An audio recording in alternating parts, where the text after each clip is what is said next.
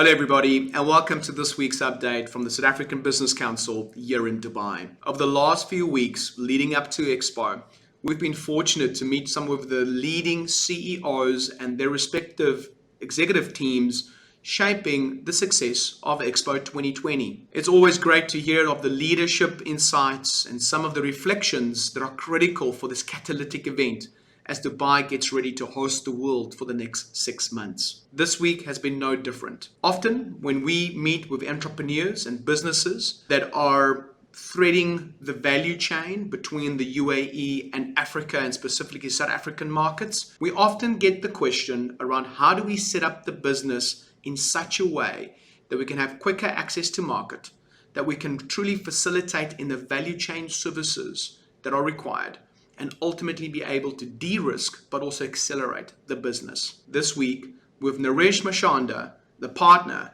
at MBG Corporate Services, Naresh gave us some critical insights in terms of how MBG Corporate Services are thinking about the value that they create for these businesses, the way that they really consult and advise, but get into the architecture of these businesses to help these businesses to succeed in the UAE and also expand and ultimately scale into Africa. It was phenomenal to hear Naresh's reflections around what's critical for these businesses to succeed, but also, in addition, getting his view on Expo and how critical Expo is going to be as a catalytic event to help fast track some of these conversations.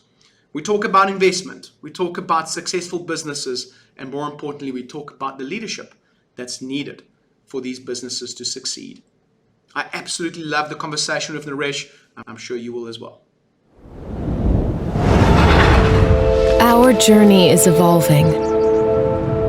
Each day, we take another step forward on our shared path. We are all connected, and we all collaborate. In some ways that are obvious, and many which aren't. With your support and commitment, we look forward to a brighter future. And we are excited to announce that Expo 2020 Dubai will now open its gates from October 1st, 2021 until March 31st, 2022. For the world to come together and celebrate human brilliance and achievement like never before. We are one. Good morning, Mr. Naresh Mashanda. Thank you for making the time to join us. Very good morning, Paul. It's a pleasure seeing you here and talking to the audience online. Yeah, and today we're going to talk a lot about Expo. It's going to be great to get your insights and get some of your learnings as well. But I thought maybe before we do that, it would be great to get your sense just what your organization is doing and how you are rethinking the business, especially after COVID, the pandemic, and some of the nuances that are happening here in the UAE. Sure, Paul. So MBG is an organization about 2 decades old, headquartered in Singapore and present in all the complex jurisdictions. So we are present in Japan, China, Germany, India, UAE, and Singapore predominantly. Our main focus has been cross-border support to the organization on both sides of the businesses, where we work on various verticals, including taxation, legal, accounting, auditing, and risk and M&A. All the areas where a typical business would need to make sure they understand the market entry, they have the feasibility studies, they have the taxation planning, and all the complex transactions that they want to do it in the country. And that's the predominant theme that we have been deriving on this. So just talking about MBG Corporate Services, you mentioned that you have this global footprint, and it would be quite interesting to know then when you look at the UAE, what are the particular nuances that you find in the UAE compared to your global business? I mean, we know after COVID, there's big expectations around growth. We're seeing there's a consumer demand. How's MBG working with the different partnerships that you have to shape more business value here within our backyard? I think we have total respect for the UAE leadership, starting from Abu Dhabi to Dubai and all the Emirates coexisting. So if you see the model, Abu Dhabi has the oil and gas, Dubai has everything to build together of best of everything in the world, and then all the other Emirates coexisting together and giving a unique proposition. So if you really see the conversation outside the other countries is, you're taking my jobs, you're taking my positions. So I have to localize. But the theme that UAE emanates is about welcoming expats. Let's grow the business together. Let's do the pie. Let's coexist. And they do various things over a period of time to increase the business globally. So overall, from business perspective, it has been a very positive direction, especially from UAE. And if you really observe, the compliance has been growing in this part of the world, whether it's taxation, whether it's legal, whether it's privacy policies, all the procedures are getting implemented in this country. And this is getting internationalized by the day. So for the firm like us, we have a tremendous opportunity based on our deeper experience. And we are a firm which not only do only consulting, we give a 360-degree view because most of the senior leadership that we have worked in the industry, we are working in the consulting, and to top it all, we have regulatory feedback also. So we have senior leadership who have worked with federal tax authorities and other places so that we can give a view which is very balancing and practical as well.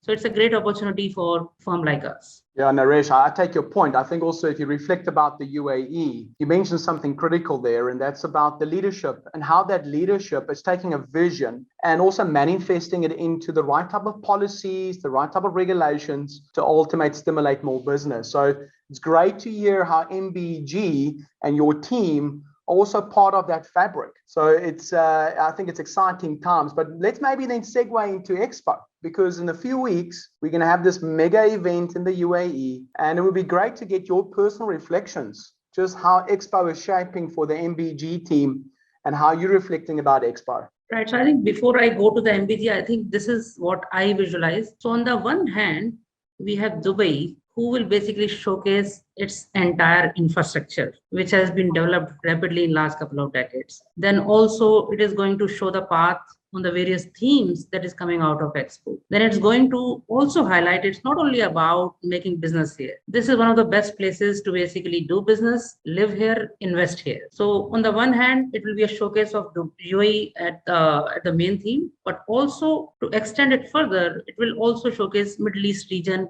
in a limelight as well. And then on the second side, we have country pavilions. Now they have to showcase and market their potential and what has been achieved so far, whether it's from the business side, whether it's from the cultural side. So there's a lot of conversation happening in both sides, but it depends on the teams which are ready, teams which can chew a lot, because there's a lot on the table right now.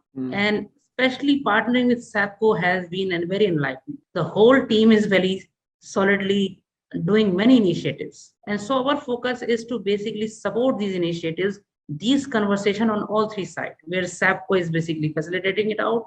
UAE is trying to showcase investment into the country, while other countries also have their goal to get investment into their countries and promote their culture. But Dubai actually is a classic case where it has shown how it can facilitate multiple investment without very deep resources or natural resources.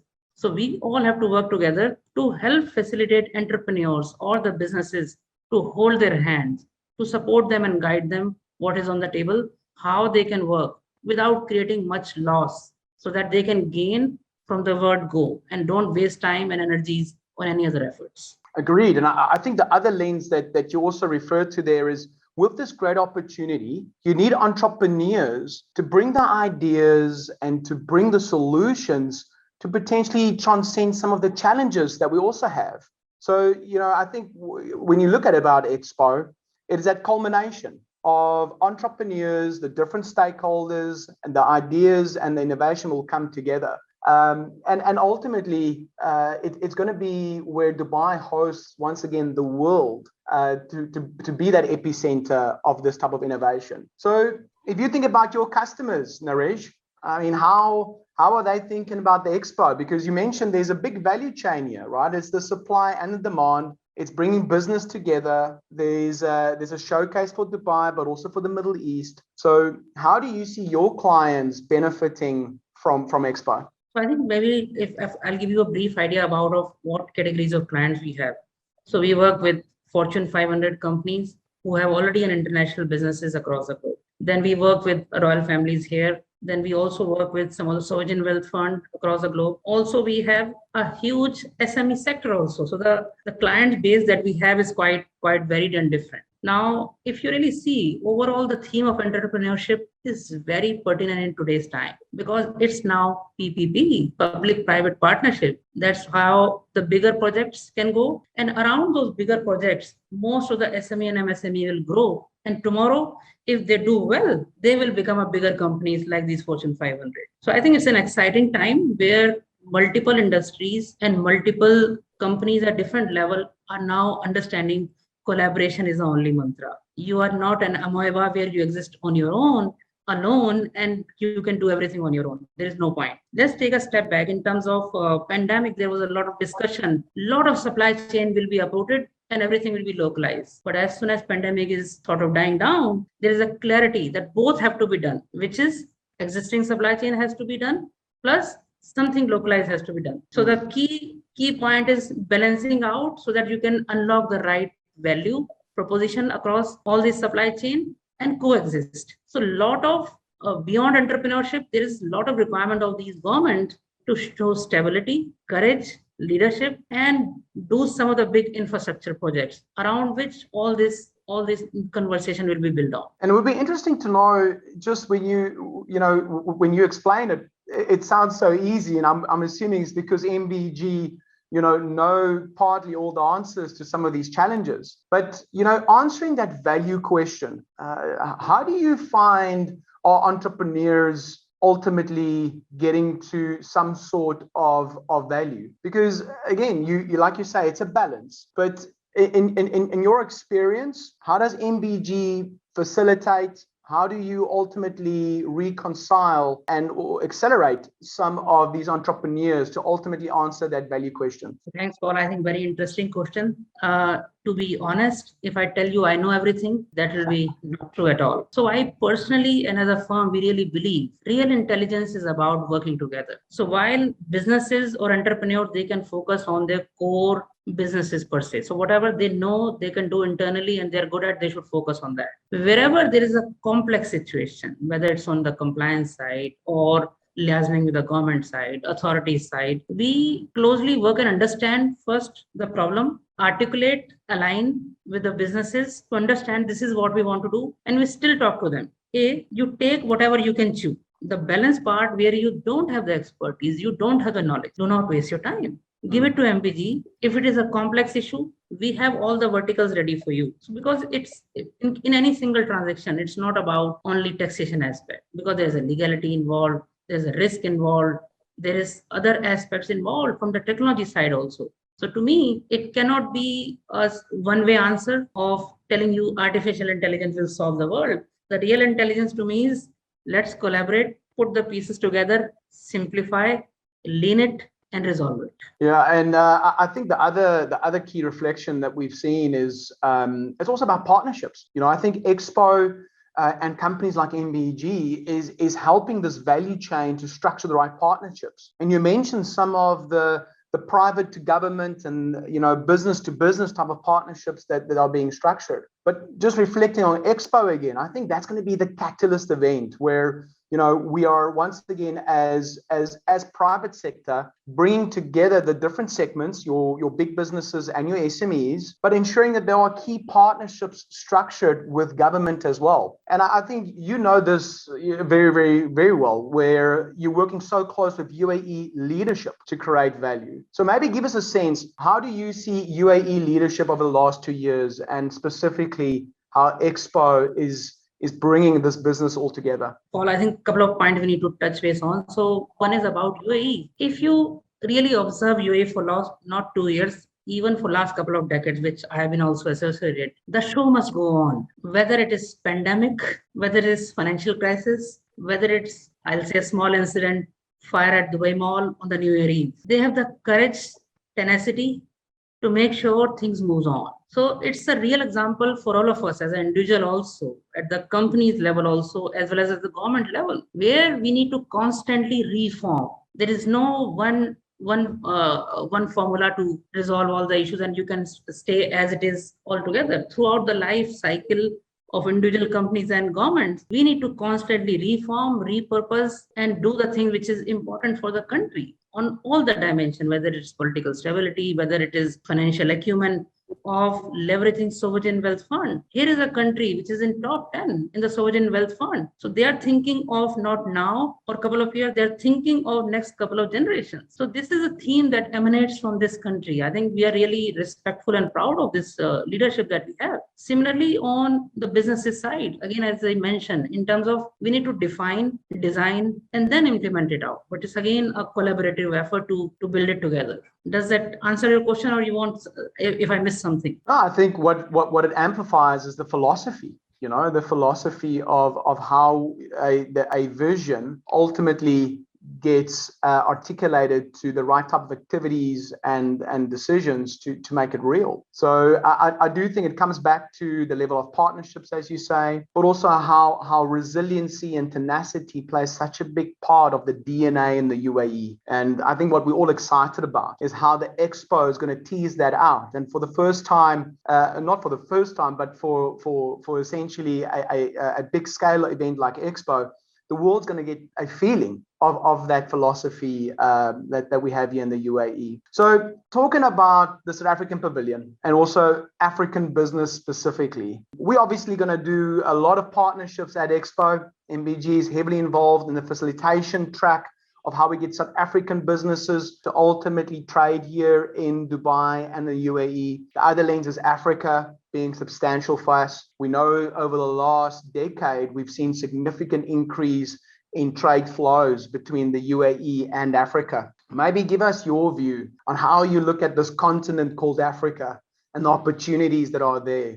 It would be good to get your sense of when you look at the global business versus your Africa business, what are some of the key learnings? I think I will give you my brief overview of whatever little understanding I have. So I have traveled to almost 50 countries, including African continent, couple of countries, and worked there and resolved some of the transactions in this part of the world. So I think one of the key theme, again, I'm jumping back to UAE and then I'm coming to Africa. If you talked about resilience, see, I also learned this term and I want to share it out. So resilience is something when an issue happens and then you bounce back and it becomes the same level. The next level is anti-fragility, which is basically means issue comes and you become stronger than before. So this is what UAE is a lesson for all of us. So Africa has to learn a lot from this tenacity that has been built over years, is continue to improve. So now in Africa, there is a view which is from outside the world and what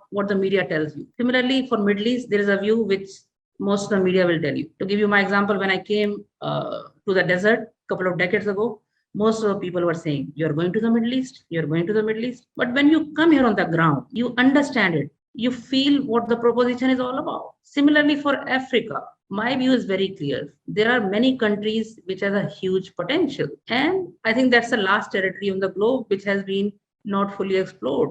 There's a lot of discussions around it. So I think the way we structure ourselves when we work at MBG, we support companies from their headquarters side and companies representative on the ground. So when we work with some of these African companies, our representatives or our offices, team leaders from here will be sitting in their headquarters and helping the local teams. So when both these propositions are aligned and both of them are talking to each other, they get more clarity. And it's about constant clarity. It's not a one-time conversation and we expect the business will flow. No. It has to be assessed, it has to be executed, it has to be implemented, and it has to be reviewed regularly, monitored regularly to understand what's moving, what's not moving, and then do a course correction regularly. Yeah, and I think what MBG has done very well is with that clarity and transparency that you bring to your customers, you're also de-risking their business. So for them, they want to expand, they want to grab new markets, they want to solidify value once again in specific